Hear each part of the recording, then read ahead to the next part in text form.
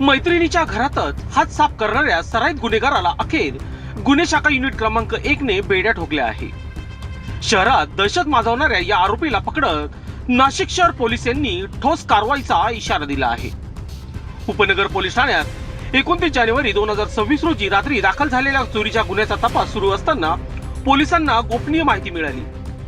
आडगाव येथील समर्थनगर परिसरात सापळा रचत पोलिसांनी श्रीजय संजय खाडे वय वर्ष 28 जुने नाशिक याला ताब्यात घेतले.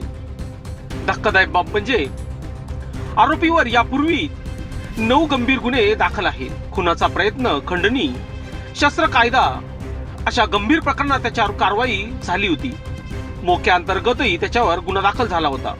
2 महिन्यापूर्वीच जामिनावर सुटलेल्या आरोपीने पुन्हा गुन्हेगारीचा मार्ग निवडत मैत्रिणीसोबत चोरी केल्याचे समोर आले आहे.